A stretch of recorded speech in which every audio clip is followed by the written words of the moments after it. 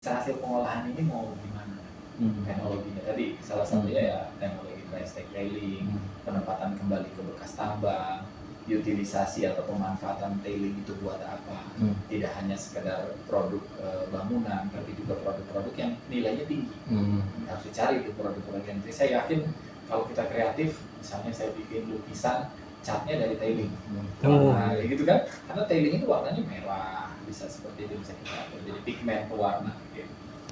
Terus prosesnya bisa nggak jadi air baku yang bagus ya, saya dari tambang kelola air sisa tailingnya di reprocessing jadi air baku ya, menjadi water supply ke penduduk ya. Jadi selain inovasi teknologi itu juga harus ada inovasi teknologi sosial dan lingkungan, Pak ya. Benar. Jadi rekayasa lingkungannya juga rekayasa sosial. Rekayasa sosial ya. Rekayasa sosial. Jadi artinya bagaimana kita menemukan teknologi, tapi masyarakat bisa gunakan teknologi. Ya, gitu. Jadi masyarakat ada partisipasi di situ.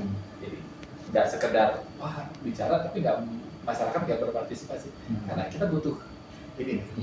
Ini jadi rekayasa sosial dan rekayasa ekonomi apa yang membuat pertambangan nikel tidak hanya hijau, tapi juga human center. Jadi pembangunannya itu fokusnya ke manusia.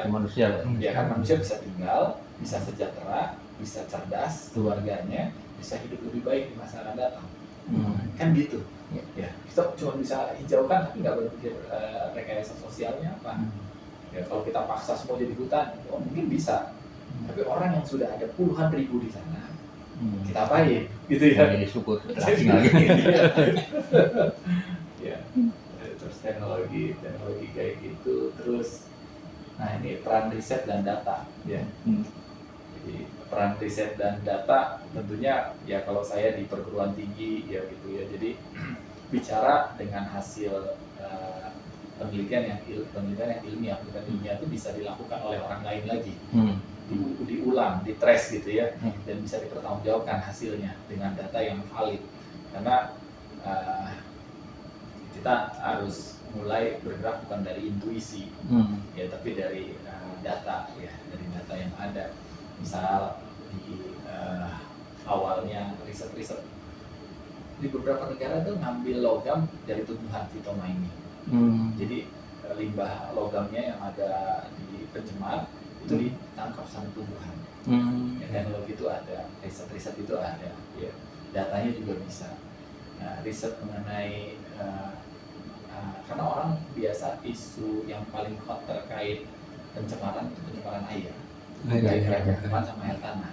Wah, kelihatan tuh kalau tercemar air tanah, pada rusak. Kelihatan tuh. Iya. Itu kan jadi sasaran tembak ya. Sasaran tembak, karena mau nggak mau air itu kan barang yang nggak bisa kita ganti. Ganggu hajat hidup orang banyak. Terus bapak saya nggak punya bensin, bisa diganti pakai minyak jelantah atau yang lain ya, bahan bakar listrik gitu ya, nggak pakai bahan bakar fosil tapi pakai electric vehicle. Tapi kalau minum tetap air, gitu kan sama. Ya jadi itu juga harus dipikir juga tuh Pak. Ya bagaimana datanya bahwa masyarakat di situ butuh penghidupan, butuh air ya, butuh tempat tinggal, ya anak cucunya bisa bentuk seperti apa.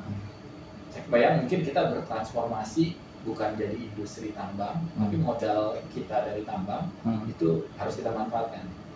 Ya, saya ngelihat misalnya maksud dengan fakta data sekarang, yang menghidupi Indonesia memang masih industri itu. Masih industri. Apalagi kalau ke Indonesia Timur, ya kan, ke Sulawesi, Maluku Utara, Papua, ya tinggi itu Pak. Di situ semua pekerjaannya. Saya kalau naik pesawat ke dari Jakarta misalnya ke Balikpapan, isinya mungkin orang yang kerja di tambang batu bara, ya sebagian. Pergi ke Sulawesi Tengah, Sulawesi Tenggara, Selatan, orang-orang yang kerja di tambang nikel tuh banyak tuh di situ. Dia ketemu di situ ya mereka gitu ya. Terus ya industri tambang emas dan segala macam. Jadi banyak gitu. Kita butuh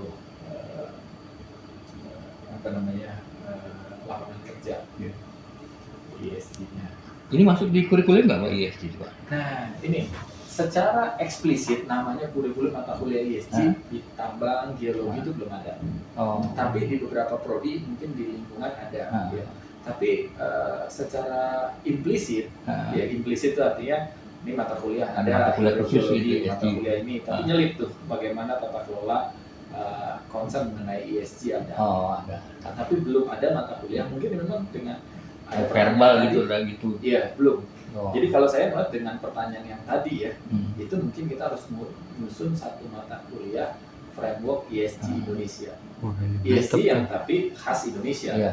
Di perguruan tinggi ESG-nya tidak hanya ESG kita mengadop 100% dari Australia, dari Amerika, dari negara-negara yang sudah duluan maju dan tantangan sosialnya tidak seperti Indonesia. Ya, tantangan geologinya tidak seperti Indonesia. Nah, ESG framework kita ESG yang tantangannya Khas Indonesia. Khas Indonesia. Ya karena kemarin itu kan bahkan ada ESG Forum Indonesia. Antara lain perdebatannya begitu Pak. Kita buat prinsip ESG baru ataukah mengadopsi dari tempat lain atau dari beberapa itu mana yang kita bisa olah gitu jadi ESG khas Indonesia gitu. Ya. Kalau saya lebih condong ESG khas Indonesia karena tadi Indonesia tuh uniknya kepulauan, penduduknya banyak, ya butuh lapangan kerja, ya dan masih menjadi tumpuan utama tuh industri tambang. Tapi itu jadi lama kan Pak? Apa ya? Penyusunannya. Enggak, tapi kan kita punya data. Kita bisa diskusi sama ESDM. Kita kan punya framework ESG global. Internasional frameworknya gini caranya.